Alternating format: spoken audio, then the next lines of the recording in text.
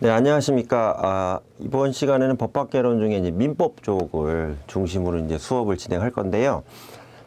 전에 우리가 헌법 수업을 받아보셔도 아시잖아요. 헌법 같은 경우는 이제 국가의 통치 구조나 권력 작용, 그 다음에 기본권 조항 관련된 것들이 많이 나와 있는데, 그 부분 넘어서서 이제는 민법, 즉 사인 간의 권리와 의무 관계, 그러니까 우리가 일반적으로 돈 관계나 이런 것들을 민법으로 많이 하시는데, 민법은 권리와 의무 관계를 핵심 요소로 보고 있고요.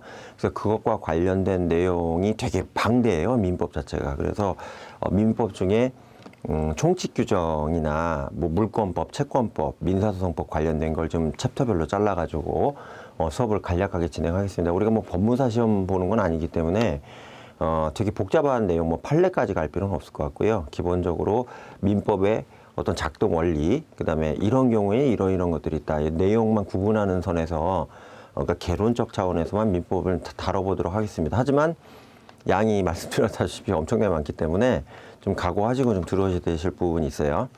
민법 같은 경우는 백성민자에 대해 법법자 쓰잖아요. 그러니까 말 그대로 백성 간에 사람들 사이에 발생하는 일반적인 사적 관계를 규율하는 법을 민법이라고 통칭으로 얘기하고요.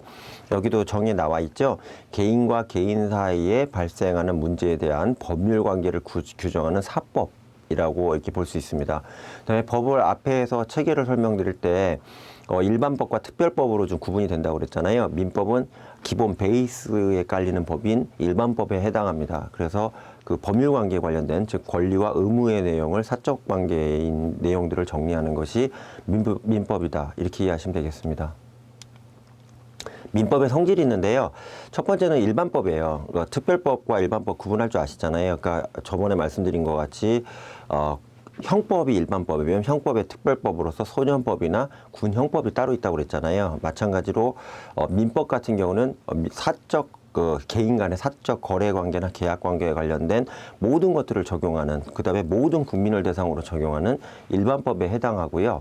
그 다음에 이거 시험에 가끔 나오는데요. 민법에 특별법이 있습니다. 그게 뭐냐면 민법에 대해서 특별 규정만 빼갖고 따로 나온 민법의 특별법이 있을 거 아니에요. 대표적인 상법이 있어요. 상법은 상거래 및 그 상사거래 있잖아요. 그러니까 돈 주고 받는 어떤 그 거래관계 상행위에 대해서 따로 나온 민법의 특별법을 상법이라고 합니다. 그래서 그런 것들이 이제 민법의 특별법으로 보시면 되고요. 그다음에 민법은 공법은 아니겠죠. 왜 사적 관계를 규율하기 때문에 공적 영역을 담당하는 행정법이나 형법과 같은 공법은 아니고요. 사적 관계를 규율을 하기 때문에 여기 설명 나와 있는 것과 같이 사법에 해당합니다. 그다음에 민법은 실체법이겠죠. 왜? 그냥 관념적이거나 어떤 원리를 설명하는 게 아니라 실제로 사람 간에 돈 주고받거나 아니면 부동산 거래를 한다던가, 그다음에 뭐 돈을 뭐 빌리는 경우도 있을 거 아니에요. 또는 뭐 남의 땅을 이렇게 빌려서 쓰는 경우도 있죠. 이런 것들을 실질적으로 적용을 하기 때문에 민법은 실체적으로 적용하는 일상생활을 규율하는 법이기 때문에 실체법이라고 얘기하고요. 그다음에 이거와 관련돼 갖고 이제 소송을 해야 되는 경우에 또 절차법이 따로 있어야겠죠. 그러니까 민법은 원리와 기본 원리와 규정 또는 적용 원칙을 주로 이야기를 한다면, 우리가 뭐 강제 집행을 들어간다던가 아니면 부당이득금 반환 소송을 한다던가 누구한테 돈을 받아내야 되는 경우에 소송으로 갈 수밖에 없다는 얘기죠. 그런 절차들이 나와 있는 게 대표적으로 가사소송법, 민사조정법, 민사집행법, 민사소송법과 같은 민법에 따른 절차법들이 있습니다. 시험에 자주 나옵니다. 그래서 민법을 구현하기 위한 소송 절차에 필요한 혹시 법률이 뭐가 있냐 하면 민사조정법, 가사소송법, 민사집행법, 민사소송법 이런 것들이 있다. 참고로 아셨으면 좋겠어요. 그 다음에 근대민법이라면 지금 우리가 쓰고 있는 현대민법하고는 좀 차이가 나겠죠. 그래서 근대민법에 그 기본 원리가 있는데요. 이건 좀 암기하셔야 돼요. 첫 번째는 소유권 절대의 원칙이 있습니다. 이걸 소유권 존중의 원칙이라고 하는데요. 무슨 얘기냐면 그 개인의 소유권에 대해서 국가나 힘을 가진 개인이 그 사람 소유권을 함부로 빼앗지 못한다. 즉 그 사람이 가지고 있는 것은 그 사람이 주인이기 때문에 주인으로서의 소유권을 인정해야 된다는 얘기죠. 이걸 소유권 전대 원칙이라고 하고요. 소유권을 이길 수 있는 방법은 없습니다. 왜? 제가 등기로 돼 있는 주인인데 누가 와서 제 땅 위에다 집 져놓고 이게 내 땅이야 이렇게 하면 말이 안 되는 얘기잖아요. 그래서 소유권을 무조건 인정하는 거고요. 사적 자치 원칙이라는 것은 계약 자유의 원칙이라고 하면 이해가 쉬우실 거예요. 뭐냐? 계약을 내 맘대로 할 수 있다는 얘기예요. 계약이 기본적으로 이러이러한 계약은 안 된다, 이러이러한 계약은 된다, 이런 식으로 법률에 규정하지 않고요. 기본적으로 민법에서는 개인 간의 거래나 또는 영리 목적 법인이나 또는 개인 간의 거래 이렇게 되기 때문에 계약의 내용, 뭐 체결의 결정, 계약 방식에 있어서 자유롭게 할 수 있다는 얘기입니다. 그래서 선생님들 아시다시피 구두 계약도 계약이 되잖아요. 너 그거 못하면 나한테 팔아라. 그럼 내가 얼마 줄게. 이런 것도 구두 계약으로 효력이 있어요. 녹음 같은 거 남기는 경우에요. 그래서 계약 형식에 있어서도 자유롭게 할 수 있다는 걸 사적 자치 원칙 또는 계약자의 원칙이라고 합니다. 과실 책임의 원칙은 상대방한테 내 실수했으면 보상을 해줘야 되거나 또는 뭐에 대해서 책임을 져야 되잖아요. 그래서 이걸 자기 책임의 원칙이라고 따로 부르는데요. 고의 과실로 인해 타인에게 손해를 입힌 경우에 이에 대한 손해배상이라고 그러죠. 송팅. 손해배상의 책임이 발생한다는 것을 과실 책임의 원칙으로 이야기를 하고 있습니다. 근데 이제 근대 민법에 3대 원리가 있는데 이게 이제 수정이 되기 시작을 했어요. 왜 그러냐? 주인하고 마음대로 뭐 세입자 나가라고 하거나 뭐 이런 경우 있잖아요. 횡포불이죠. 갑질이라고 그러잖아요. 이게 현대로 넘어오면서 소유권이 절대적으로 되다 보니까 이 소유권을 가진 자들이 소유권이 없는 자들, 특히 임대인들이 해당되겠죠. 임대인들을 대상으로 해서 그러니까 세입자죠. 세입자를 대상으로 너무 횡포가 많다 보니까 이건 좀 아닌 것 같다 싶은 거예요. 그래서 소유권의 절대적 보호를 폐지하고요. 그다음에 공공복리와 권리 남용을 금지하는 식으로 바뀌기 시작을 했습니다. 대표적인 사례로 선생님들 전세 같은 경우 계약 기간이 보장이 되잖아요. 보통 2년 법적으로 보장이 되죠. 계약하면 2년 동안 나가라고 못 하잖아요. 그래서 그와 방식으로 당신이 소유한 건 맞지만 그 임대에서 들어오는 사람들을 대상으로 해서 함부로 주인으로서의 횡포질을 하는 것은 용서할 수 없다. 그래서 이런 방식으로 하고 있고요. 그다음에 사적 자치의 원칙을 수정하는 내용이 뭐가 있냐면 요거예요. 사회 질서의 유지나 신의 성실 또는 공공복리라고 하시죠. 여러 사람이 같이 잘 살자. 이런 개념의 원칙이 어긋나는 계약 자유나 사적 자치에 대해서도 국가에서 최근에 태클을 건다고 그러죠. 이게 제한을 거하기 시작을 했습니다.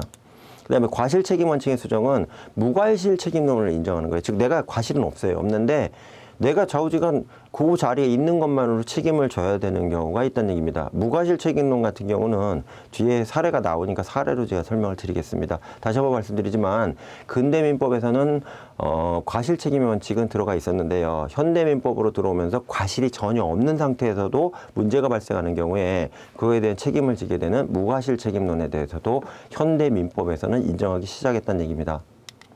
그 다음에 권리의 충돌이라고 해서요. 그러니까 이쪽도 권리가 있고 이쪽도 권리가 있는 경우 충돌이 발생하잖아요. 하나의 객체, 즉 하나의 물건에 대해서 여러 개의 권리가 존재할 수 있습니다. 누구는 유치권 설정하고요. 누구는 뭐 질권 설정하고요. 이런 식으로 여러 가지 민사상의 권리를 막 설정을 해놓는다는 말이에요. 이런 경우에 충돌이 발생하겠죠. 왜? 내가 먼저 그걸 행사할 거야 이렇게 얘기할 수 있잖아요. 그래서 민법에서도 원리를 정해놨습니다. 여러 개의 권리가 하나의 객체, 즉 물건이나 어떤 재산을 가지고 문제가 발생하는 경우에 첫 번째 나와 있는 게 뭐냐면 제한 물건이 언제나 소유권에 우선한다. 이거를 제한 물권 우선의 원칙이라고 해서 이걸 좀 정해놨고요. 두 번째는 제한 물건과 제한 물건이 부딪히는 경우가 있어요. 이런 경우에는 먼저 성립한, 즉 설정을 먼저 하거나 아니면 계약을 먼저 했던 제한 물건이 우선적으로 효력을 발휘하도록 제한 물건사에 의해서는 먼저 성립한 제한 물건이 우선적으로 효력을 발휘한다. 이런 식으로 민법에서 원리를 정해놨습니다. 그 다음에 동일 물건에 물건과 채권이 같이 존재하는 경우가 있겠죠. 물건 하나 들어와 있고 저기 채권도 하나 들어와 있어요. 이런 경우에는 나와 있죠. 성립 시기에 관계없이 원칙적으로 물건이 우선합니다. 그래서 이걸 물건, 채권에 있는 경우에 물건 우선의 원칙이라고 하고요. 단 대항 요건을 갖춘, 보통 등기를 얘기합니다. 대항 요건을 갖춘 부동산 임차권은 나중에 성립한 전세권에 우선한다. 이건 예외 조항이라는 얘기죠. 그러니까 무슨 얘기냐면, 그러니까 어떤 설정을 해놨다든가 아니면 공증을 해놨다든가 이런 방식으로 이걸 대항력이라고 하거든요. 법적으로 내가 다른 사람하고 싸울 수 있도록 공식화, 공인화되어 있는 것을 지금 말씀 대항 요건이라고 하는데요. 대항 요건이 있는 부동산 임차권은 나중에 성립한 전세권에 우선한다. 이게 역으로 되어 있는 케이스라는 얘기입니다. 이거는 저기 시험에 많이 나왔고 사례를 넣어드렸어요. 채권 간의 충돌. 그러니까 채권이 한 물건에 채권이 여러 개가 있어요. 복잡하죠? 이런 경우에 간단합니다. 선행주의가 원칙입니다. 선행주의가 뭐냐면 채권을 먼저 행사해버려야 되는 겁니다. 즉 돈이 하나 있는데 이 돈에 대해서 채권자가 여러 명 있어요. 그럼 먼저 이 돈이 내 돈이니까 가져갈게 하고 먼저 가져가는 사람이 임자이라는 얘기입니다. 너무 좀 살벌하죠? 근데 방법이 없습니다. 이런 원칙이 없다면 너무나 소송이 빈발할 거고요. 자기가 어떤 이 돈을 투입한 거에 대해서 회복이 안 되기 때문에 이런 원칙을 정할 수밖에 없습니다. 채무자가 파산한 경우, 그러니까 채무자 돈 빌리는 사람이 파산한 경우가 있잖아요. 이게 최악의 상황인데요. 이런 경우는 채권자 평등주의 원칙이 적용이 됩니다. 즉 채권자의 우선순위 이런 거 인정하지 않고요. 전부 다 평등적인 지분자로서 혹시라도 받아갈 게 있다면 n분의 1로 나눠갈 수 있도록 하는 걸 우리가 채무자가 파산한 경우에 채권자 평등주의라고 이야기를 합니다. 그 다음에 권리 행사와 관련돼서 권리 행사는 뭐냐면요. 권리의 내용인 이익을 실현하는 행위를 일반적으로 권리 행사라고 이야기를 합니다. 이 사례를 보시면 아실 텐데요. 소유권 같은 경우 가지고 있는 기본적인 권리죠. 근데 여기에 이익을 행사할 수 있는 게 수익 사용 처분권 있잖아요. 이건 암기를 하셔야 되는데요. 소유권을 실제로 구현할 수 있는 권리 행사의 어떤 내용으로서 수익권, 사용권, 처분권이 따로 있거든요. 그래서 이러한 것들을 권리 행사의 개념으로 보고 있고요. 지배권은 뭐냐면 권리의 객체를 직접적으로 지배를 해서 쉽게 하면 내가 이제 가지고 있다든가 유치하고 있다든가 실제 가지고 있어야 돼요. 이걸 지배권이라고 일반적으로 얘기한다는 얘기입니다. 그 다음에 청구권은 뭐냐면 청구권은 앞에서도 들으셨죠. 뭘 요구를 하는 거예요. 이거 내놔라 이렇게 요구하는 거죠. 그래서 특정인에게 급부라 하면 금전적인 걸 내놓으라는 얘기예요. 급부를 청구하고 이를 수령하는 방법으로 행사하는 것을 청구권이라고 일반적으로 이야기를 합니다. 형성권은 뭐냐면 한쪽이 일방적으로 의사 표시를 하면 저쪽에서 받아들이든 말든 알 바 없어요. 난 너랑 계약 취소할 거야. 그러면 저쪽에서 그냥 방법 없는 거야. 이런 것들을 일반적 의사 표시를 통해서 권리자가 권리를 행사하거나 의사 표시를 하는 경우를 형성권이라고 이야기합니다. 뒤에 사례 보시면 이해가 쉬우셔요. 그 다음에 항변권은 뭐냐면 상대방이 나한테 뭘 청구했어요. 뭘 내다 그러는 거예요. 근데 그러면 야 원래 약속한 날짜가 아니잖아. 네가 다음 달에 달라고 그러는데 지금 돈 달라면 어떻게? 난 지금 못 줘. 다음 달에 와. 이게 항변권의 대표적인 케이스예요. 원래 내가 4월 달에 돈을 만기 되면 갚기로 했는데 3월에 돈 필요하고 갑자기 달라고 그래요. 이건 계약 위반 아니에요. 이런 경우에 미안하지만 내가 너한테 줄 돈이 있긴 한데 지금 내가 날짜 돼서 줄 테니까 계약대로 하자. 이런 것들을 항변권이라고 얘기한다는 얘기입니다. 그 다음 신의성실의 원칙이 민법의 가장 중요한 원리입니다. 꼭 암기하셔야 되는데요. 그래서 민법 2조 규정에 나와 있죠. 모든 권리 행사와 의무 이행은 신의성실의 원칙을 적용해야 된다. 이렇게 나와 있고요. 일반적 추상적 규범이긴 하냐, 일반적 추상적 규범이에요. 그러니까 신의성실을 하면 두루뭉술을 하기 때문에 이게 뭔지 잘 모를 수 있어요. 하지만 재판에서 판사님들이 이걸 적용을 해요. 이 내용은 신의성실을 위반한 것 같고 이 내용은 신의성실을 지킨 것 같다. 그래서 자꾸 판례가 쌓인다는 얘기입니다. 그래서 재판을 통해서 신의성실의 원칙은 실제 어떤 효력이 있는 내용으로 법 규정으로서 효력을 발휘한다. 이걸 좀 아셨으면 좋겠고요. 그 다음에 행위규범이자 재판규범으로서 민사 관련된 내용이 거의 다 적용된다고 보시면 됩니다. 그 다음에 파생 원칙인데 꼭 암기하셔야 됩니다. 시험에 많이 나와요. 신의성실의 원칙이 세부 규칙이에요. 같은 규칙이 아니고 밑에 종속되어 있는 소위 말하는 이제 똘마니 원칙이라고 얘기하는데 사정 변경의 원칙, 모순행위 금지의 원칙, 실효성의 원칙이라고 있습니다. 그 다음에 그 권리남용 금지의 원칙은요, 신의성실의 원칙과 같은 레벨의 또 다른 원칙이 돼 있어요. 그래서 뭐냐면 적법하게 보이는 권리 행사를 하더라도 정당하지 않은 경우에는 허용하지 않는다. 이 원칙을 권리남용의 금지의 원칙이라고 하고 있습니다. 그래서 권리남용의 금지의 원칙과 신의성실의 원칙은 민법상의 양대 대원칙으로서 같이 가는 거고요. 이게 따로 놀진 않습니다. 그 내용이 하단에 나와 있습니다.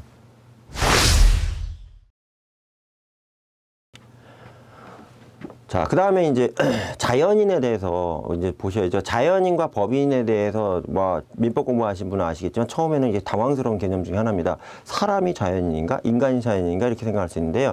그렇게 일단 생각하시면 돼요. 법을 잘 모르시는 분들은 그러니까 기업체나 이런 법인체 있잖아요. 사단법인, 재단법인과 같이 조직체로 돼 있는 법인격을 가진 가상이라고 봐야겠죠. 사람은 아니니까요. 인물을 갖다가 법인이라고 하고요. 그 다음에 우리 같이 사람이 있잖아요. 우리 같은 사람들은 자연인이라고 합니다. 그래서 권리의 주체가 될 수 있는 권리 능력을 자연인은 가지고 있고요. 의무와 동시에 그다음에 권리도 가지고 있고 권리와 동시에 의무도 같이 가지게 되는 이런 양존적인 이런 입장을 가지고 있습니다. 의사 능력도 있어야겠죠. 왜? 판단 능력이 없으면 뭔가 할 수는 없잖아요. 내가 이게 뭐 된장인지 아니면 간장인지 구분할 줄 알아야지 장도 파는 거지, 팔면서 그냥 반찬이요 이렇게 팔면 안 되잖아요. 이걸 의사 능력이라고 하는데, 합리적으로 의사 결정할 수 있는 능력을 의사 능력이라고 민법에서는 보고 있고요. 그다음에 의사 무능력자도 권리의 주체성은 인정이 돼요. 의무는 못 하더라고요. 대표적으로 제가 IQ가 예를 들어서 교통사고 나갖고 한 40, 50으로 떨어졌어요. 그러니까 거의 정상적인 판단이 안 되는, 그러니까 연란으로 말하면 의사 무능력자가 된 거죠. 그럼 그 상황에서 아버지가 저한테 100억이란 재산을 물려주고 돌아가셨단 말이에요. 그럼 내가 의사 무능력자라고 아버지가 물려준 외아들인데 100억짜리 재산이 제 거 아니겠어요? 제 건 맞지요? 그러니까 무슨 얘기냐면 권리는 인정받을 수 있어요. 근데 문제는 이 의무에 대한 부분은 이 사람한테 뭘 하라고 할 수 없잖아요. 왜? 판단 자체가 안 되기 때문에 이거 조심하셔야 되는 게, 의사 능력이 없다 하더라도 권리를 가질 수 있다. 아까 말씀드린 유산상속 같은 경우 말씀드립니다. 그 다음에 행위 능력은 뭐예요? 단독으로 완전하게 유효한 법률 행위를 할 수 있는 지위나 능력을 행위 능력이라고 한다는 얘기입니다. 우리가 통상적으로 만 19세를 기준으로 민법에서 성년과 미성년을 구분하잖아요. 그 이유가 뭘까요? 계약 행위를 자유롭게 하고 그 다음에 거래 관계를 자유롭게 하기 위해서는 미성년자가 하는 것도 일부 인정은 되지만 성년이 돼야지만 할 수 있는 행위들이 되게 많다는 얘기입니다. 이거를 행위 능력이라고 하고요. 통상적으로 선생님들이 아시는 성년, 미성년 구분이 대표적인 행위 능력이라고 보시면 됩니다. 재산 관련된 거는 미성년은 못하게 돼 있잖아요. 그 다음에 책임 능력 같은 경우에는 불법 행위를 분별할 수 있는 인식 능력이나 책임 능력을 책임 능력이라고 합니다. 즉 내가 이거 잘못하는 걸 이거 잘못인데 하고 아는 능력 있잖아요. 남한테 피해를 피면서도 이거 피해 피는데 그걸 인지할 수 있는 능력을 책임 능력이라고 한다는 얘기입니다. 당연히 책임도 져야겠죠. 자연인의 권리 능력은 평등하게 되어 있습니다. 사람 한 명당 똑같은 레벨이나 숫자 정도의 또는 양적인 이 능력이 부여가 되며 출생 시부터 사망 시까지 권리 능력이 당연히 존재합니다. 의무도 당연히 존재하겠죠. 권리와 의무는 같이 가기 때문에 따로 가는 경우 일부 있습니다. 그런 경우는 따로 있겠지만 대부분 권리와 의무가 민법상 같이 간다 이렇게 보시면 되고요. 권리 능력은 강행 규정입니다. 즉 모든 사람에게 아주 하자가 있지 않은 경우에는 똑같은 권리를 인정을 해야 된다는 것이 강제적인 거고요. 관리 능력의 취득 시점이나 소멸 시점에 대해서는 당사자 사이에 합의한 거 있잖아요. 이런 건 무효로 보고 있습니다. 왜? 그냥 우리 문중에서는 섬십이 돼야지만 문중 땅의 주인으로서의 이거 지분을 인정한다 그러면 말이 안 되는 얘기 아니에요. 그 말도 안 되는 얘기죠. 그래서 임의로 자기들끼리 만들어갖고 얘는 되고 얘는 안 돼 이런 거는 저 인정을 안 한다는 얘기입니다. 그 다음에 권리 능력의 시작은 아이가 태어난 시점, 즉 인간으로서 자연인으로서 태어난 시점으로 보는데요. 통설은 태아가 어머니 몸에서 완전히 노출된 시점, 즉 엄마 몸에서 싹 빠져가지고 응애하고 우는 시점부터를 권리 능력의 시작점으로 통설에서 보고 있고요. 그 다음에 살아서 출생한 경우에는 조산이나 기억 여부를 따지고 권리 능력, 즉 특히 유산 상속이나 이런 것들이잖아요. 이런 것들에 대해서 권리 능력을 인정을 합니다.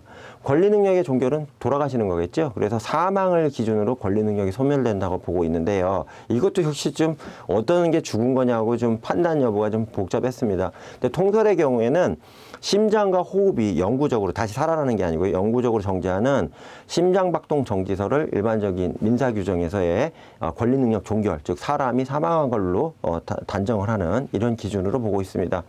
그 다음에 실종 선고라고 아시죠? 사람이 비행기 탔는데 비행기 추락했어요. 추락을 했는데 또 살아난 사람도 있고 죽은 사람도 있다 보니까 이 사람이 죽었는지 살았는지 판단이 좀 안 되는 거예요. 이런 경우에 실종 선고나 특별 실종 선고를 하게 돼 있는데, 실종 선고의 경우에는 사망으로 간주하나 권리 능력을 박탈하는 제도는 아니라는 얘기입니다. 이것도 나중에 사례를 보면 이해가 쉬우실 겁니다. 그 다음에 태아의 권리 능력이 있는데요. 태아의 권리 능력 중에 태아라는 건 몸속에 있는 아이죠. 지금 아까 이게 완전 노출살로 태어나서 사람으로 되는 순간에 자연인이 시작점으로 보고 있는데, 몸속에 있는 태아의 경우에도 권리를 가지는 경우가 있다는 얘기입니다. 대표적인 게 대습상속하고요. 유류분하고 유중에 대해서는 이 태아의 권리 능력을 인정하고 있습니다. 그래서 법정 상속권자가 상속을 못 받게 된 경우에 그 직계 비속이 대신 상속하는 경우를 대습상속이라고 하는데요. 통상적으로 보면 아들이 이제 아버지의 재산을 물려받아야 되는데, 아들이 예를 들어서 갑자기 뭐 사망했던가 이래서 아들이 외아들이 상속을 못 하는 거예요.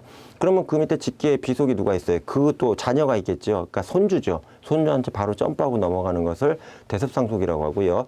유류분은 유산 중에 반드시 일정 부분은 그 아들이 부모한테 효도를 안 했다 하더라도 법으로 인정하는 유류분이라고 해서, 걔가 아무리 싸가지 없는 자식이라 하더라도 부모가 돌아가실까 하셨을 때 일정 부분 반드시 떼서 넘겨서 줘야 되는 것들이 있습니다. 이런 것들 유류비윤이라고 하는데 여기에 이제 태아의 권리 능력이 인정이 되고요.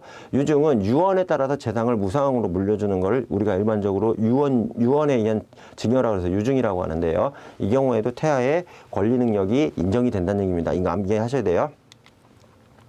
만 19세 미만인 자를 미성년으로 규정하는 것은 기본적으로 이 능력대에는 재산의 처분행위나 취득행위 같은 걸 하기 어렵다 이렇게 봤기 때문에 민법에서 이렇게 규정을 하는 경우고요. 다만 예외로 미성년자도 합법적으로 부모의 동의를 얻어가지고 결혼하는 경우에 성년으로 봅니다. 이걸 성년의제제도라고 합니다. 성년의제가 된 미성년자는 법률상으로 이혼한 경우에도 성년으로 보게 돼 있어요. 즉 성년제가 시작이 되면 그냥 계속 성년으로 본다는 얘기입니다. 여기서 단 중요한 거 사실혼은 해당되지 않습니다. 그 다음에 미성년자의 권리능력 제한에 대한 게 있는데요. 미성년자는 원칙적으로 단독으로 법률행위, 민법상의 법률행위가 불가능하게 돼 있고요. 단 할 수 있는 경우에는 법정 대리인의 동의를 얻거나 법정 대리인이 직접 대리를 해서 하는 경우에는 가능하도록 돼 있습니다. 그 다음에 미성년자가 가능한 것도 있는데요.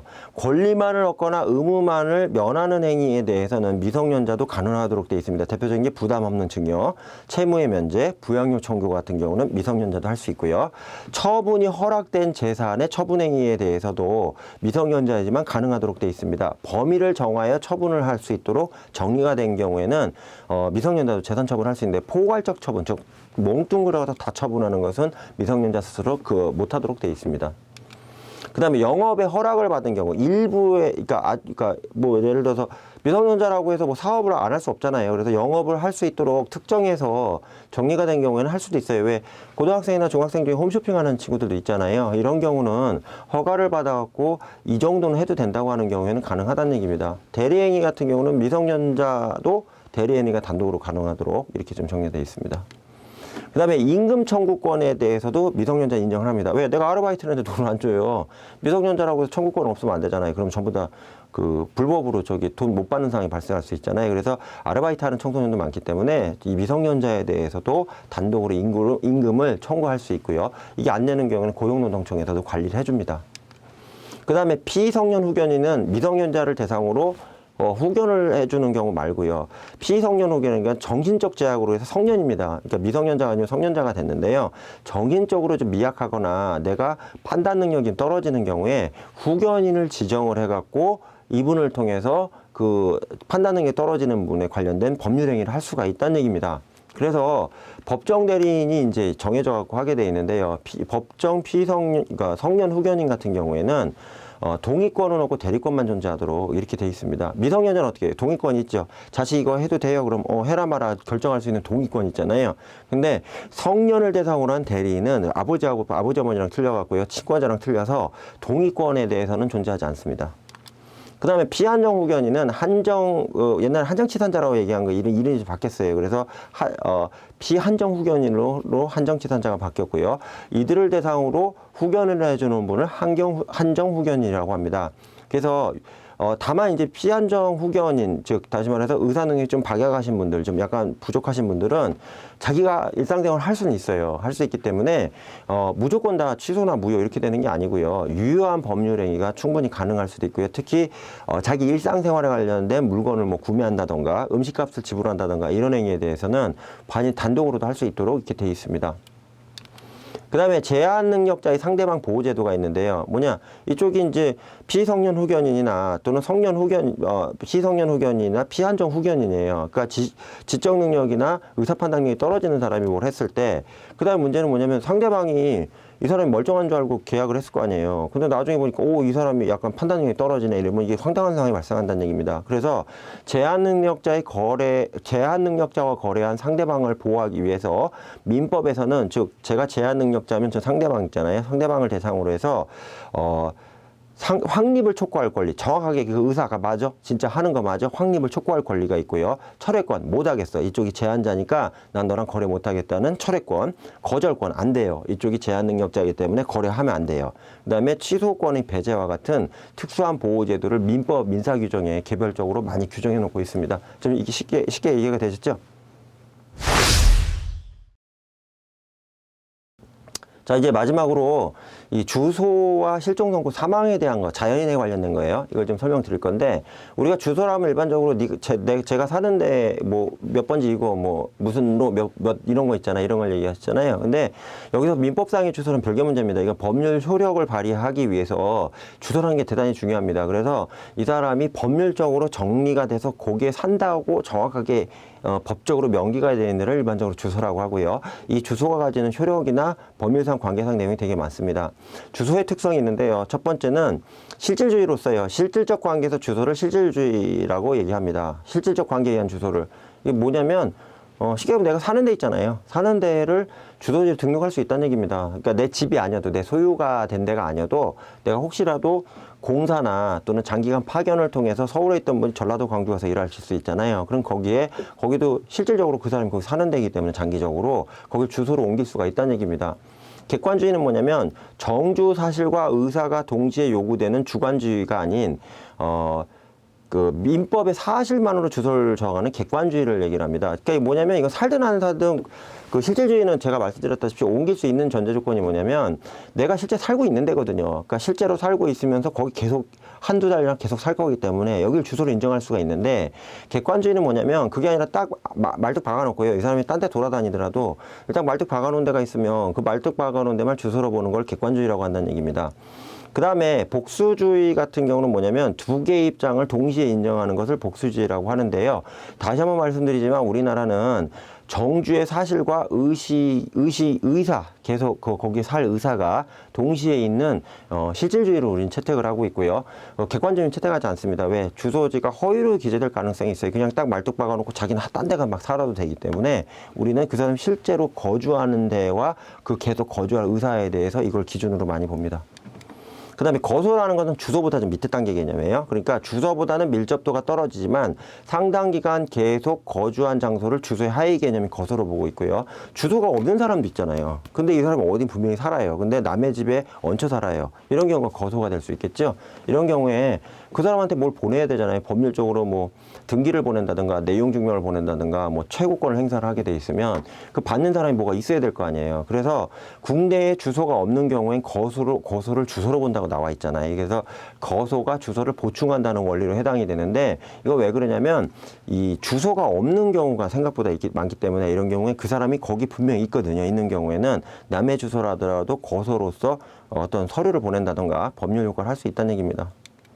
그 다음에 가주소는 뭐냐면 특정 거래에 대해서 당사자 의사대로 주소를 정하여 일시적으로 쓰는 경우. 그러니까 우리가 임시 이메일이나 임시 뭐 주민번호, 뭐 IP번호 뭐 이런 거 있잖아요. 뭐 이거와 마찬가지로 이걸 가주소라고 합니다. 그러니까 임시 주소인데요. 이건 뭐냐면 어떠한 거래를 하기 위해서 그 주소가 좀 있어야 되는데 어쩔 수 없이 그 주소를 한 번밖에 안 쓴다는 얘기입니다. 이런 경우를 일회성으로 쓰는 그 가주소라고 하고요. 해당 계약 거래와 관련돼서만 이 주소로서의 효과를 발휘합니다. 주민등록지는 주민등록법상의 주민등록지를 주소로 하는 것을 우리가 주민등록상의 주소라고 이야기하고요. 주민등록상의 주소와 말씀드리지만 거래 주소가 좀 틀릴 수도 있어요. 그래서 우리가 일반적으로 사회통용상으로 주소라고 하면 주민등록법상에 등록되어 있는 주소를 우리가 주소라고 이야기를 하잖아요. 근데 요거 말고도 아까 말씀드렸다시피 주소가 다른 개념, 즉 주민등록상의 주소지와 일치하지 않는 개념의 주소도 존재할 수 있습니다. 그 다음에 법인 같은 경우도 법인 주소도 있겠죠. 법인 주소는 나와 있다시피 주된 사무소의 소재지를 일반적으로 법인 주소라고 이야기를 하고요. 그 다음에 부재자라고 아시잖아요. 내가 주소가 있는데 주소에 없어요. 이런 경우에 이거와 관련돼서 여러 가지 문제가 발생할 수 있잖아요. 그래서 부재자 제도를 만들어 놓은 이유가 뭐냐면 종래 주소나 거소로 쉽게 돌아올 가망이 없는 사람에 관련해서요. 그 사람이 자녀 재산을 관리해야 되고요. 또 상속 같은 경우 문제가 발생할 수 있잖아요. 그래서 이런 것들을 위해서 부재자 제도를 좀 쓰고 있고요. 그 다음에 이익보호 등을 위해서 부재자 제도를 또 사용하고 있습니다. 그 다음에 법인은 부재자 제도에서 제외가 돼요. 자연인만 부재자 제도에 대해서 적용이 됩니다. 이것도 뒤에 실사를 해보시면 이해가 쉬우실 거예요. 그 다음에 주소와 부재자가 나와 있는데요. 부재자가 예를 들어서 제가 이제 주소에 없는 사람이에요. 재산관리인을 둔 경우 원칙적으로 법원이 간섭하지 않고요. 사전에 정한 재산관리 계약을 따라서 이 사람이 부재자에 대한 재산관리를 할 수가 있습니다. 그 다음에 부재자가 재산관리인을 두지 않은 경우 있어요. 사람이 없어졌는데 일단 뭐 재산이나 이런 것들이 있거든요. 이런 경우에는 이해관계인이나 검사의 청구에 의해서 소속 그 주소지관을 가정법원에 재산관리인을 선임하거나 처분을 명할 수 있도록 할 수 있습니다. 그 다음에 그 부재자제도 관련해서 법원이 선임한 부재자의 재산관리인 있잖아요. 요렇게 돼 있는 경우가 있는데 요건 좀 읽어보시면 아시겠지만 법률상 이해관계인의 청구에 의해서 가정법원이 지정한 경우만 해당됩니다. 그래서 주로 이해관계인이라고 청구할 수 있는 이해관계인에는요. 추정상속인, 배우자, 부양청구자, 채권자, 보증인, 연대참여자 등 이해관계인이 해당될 수 있고요. 그래서 중요한 거 친권자나 후견인은 해당하지 않는다. 이거 꼭 암기하셔야 돼요. 그 다음에 실종선고 볼까요? 실종선고 사람이 없어진 거예요. 이런 경우는 생사불명 상태가 장기적으로 지속될 경우에 재산의 상속이나 남은 배우자의 재혼 등을 위해서 그죠. 남은 배우자가 재혼해야 되는 경우도 있잖아요. 기존의 주소지를 중심으로 법률관계를 확정, 즉 사망을 간주하는 효과를 실종선고제도라고 합니다. 실종선고의 실제적 요건이 있는데요. 생사불명 및 일정 기간 동안 그 상태가 생사불명 상태 유지가 돼야 돼요. 그래서 보통 실종은 5년이고요. 특별 실종은 1년입니다. 보통 실종은 우리가 아는 일반적인 실종이고요. 특별 실종은 선박이 실종한 경우, 선박이 침몰을 할 때나 비행기가 추락한 경우, 그다음 큰 태풍이 나고 동네가 싹 쓸려간 경우, 뭐 전쟁이 일어나갖고 뭐 그 주변에 많이 죽어나간 경우에 이 사람이 분명히 죽은 것 같거든요. 근데 실종 상태예요. 그런 경우에는 이걸 특별 실종으로 해서 시작된 시점으로부터 1년 딱 지난 경우에 이 사람이 죽었구나 하고 사망으로 본다는 얘기입니다. 그 다음에 실종선고의 형식적 요건은 법률상의 이해관계인 또는 검사가 청구를 해야 되고요. 그 다음에 6개월간의 그 기간을 정해갖고 부재자 본인 또는 부재자의 생사를 아는 자가 신고할 걸 공고를 해야 됩니다. 이 사람이 살아있는 거 있으면 알아봐 주세요 이러는 거고요. 신고가 없으면 필요적 실종선고를 해야 됩니다. 즉 공시채고 그러니까 게시를 해가지고 이 사람이 죽은 것 같으니까 그냥 끝내버릴게요. 이렇게 정리한다는 얘기입니다. 그 다음에 이게 좀 재밌는 건데 실종 선고에 이제 효과가 있어요. 효과가 있는데 사망 간주 효과가 있습니다. 실종 기간이 딱 만료된 시점부터는 사망한 걸로 간주합니다. 즉 아까 일반 실종 선고는 5년이고요. 특별 실종 선고는 1년이라고 했는데요. 우리가 게시가 하면 1년 동안 쭉 봐야 된다는 얘기죠. 근데 특별 실종 선고에 딱 1년 기간이 지나잖아요. 그때부터는 사망한 거로 간주한다는 얘기입니다. 즉 돌아가셨다고 본다는 얘기죠. 사망 간주의 효과는 종래 주소지를 중심으로 사망 효과만 발생할 뿐이며 권리 능력이 근본적으로 박탈되는 건 아니라는 얘기입니다. 왜? 진짜 죽은 사망으로까지는 아니기 때문에 뭐 의무에 대한 건 다 없어질 수 있어요. 하지만 권리 능력에 대한 거는 박탈되지 않는다는 것이 일반적인 통설입니다. 동시사망의 추정과 인정사망이라는 게 있는데 참 어렵죠. 동시사망은 같이 죽었다는 얘기 같아요. 동일한 사건으로 인해 다수의 사망자가 발생을 하면 해당자 모두를 동시사망으로 추정하는 것을 동시사망의 추정이라고 합니다. 뭐 있을까요? 비행기가 추락했어요. 근데 다 죽은 것 같아요. 근데 100명이 탔는데 시신이 69만 발견되고 49는 다 타버린 것 같아요. 안 나타나요. 근데 분명히 탑승한 건 확인됐거든요. 그럼 비행기가 추락하고 60명이 다 죽은 시신이 발견됐다면 나머지 40명도 죽은 걸로 정리를 해줘야 될 거 아니에요. 이거를 동시사망의 추정이라고 한다는 얘기입니다. 마지막으로 인정사망이 있는데요. 사망 사실을 확인하지는 못하였으나 수재, 화재, 기타 대형사고로 인해 사망 가능성이 클 경우에 시행하는 제도를 인정사망제도라고 합니다. 앞에 말씀드린 동시사망의 추정하고 좀 틀린 게 이거는 개별 사건인 경우에 이제 파악하기 어려운 거예요. 이를 조사한 관공서의 장, 경찰이 조사했으면 경찰이고요. 아니면 뭐 구청에서 조사했으면 구청이고요. 아니면 뭐 소방서에서 조사했으면 소방서겠죠. 그 장이 그 시장, 읍명, 면장 등에게 사망 보고를 하여, 그러니까 이 사람이 죽은 것 같다 이렇게 보고를 해가지고 가족관계 등록부상에서 사망 기재를 하여 사망한 것으로 추정하는 제도를 인정사망이라고 합니다. 이 인정사망 중에 대표적인 게 큰 홍수가 왔는데 사람이 길 건너가다 떠내려갔거든요. 소방관이 구조하려고 했는데 이분이 떠내려가서 실종이 되셨어요. 그러면 떠내려갔을 때 살아남을 가능성이 전혀 없단 말이에요. 이 경우 시신을 못 찾았죠. 이러면 돌아가신 걸로 그냥 봐야 될 거 아니에요. 이런 것들이 인정사망에 해당된다는 얘기입니다. 그래서 이런 것들도 남아있는 자들이 복잡하기 때문에 어쩔 수 없이 법률상 사망한 걸로 처리해야 되는 이런 어쩔 수 없는 상황으로 인해서 이런 제도들이 있다. 이걸 좀 아셨으면 좋겠습니다. 자, 이제 연습 문제 좀 풀어보시죠. 민법상의 원칙 두 가지 아시죠? 신의성실의 원칙과 권리남용 금지의 원칙이 있는데요. 이거 대원칙입니다. 신의성실의 원칙에 있어서 파생 원칙에 해당하지 않는 것은 시험에 진짜 많이 나와요. 실효의 원칙, 사적자치 원칙, 사정변경의 원칙, 모순행위 금지의 원칙이 있는데 제가 아까 선생님들한테 말씀드렸죠. 사적자치 원칙은 다른 원칙으로 돼 있고요. 다른 원칙으로 돼 있고요. 그 다음에 실효의 원칙과 사정변경의 원칙, 모순행위 금지의 원칙은 신의성실의 원칙하고 그 밑에 들어가 있는 서브 원칙이라고 보시면 됩니다.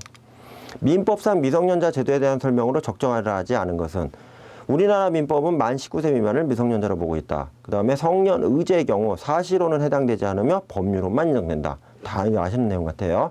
성년 의제가 단 미성년자가 이혼하면 성년 의제가 취소된다. 좀 애매하네요.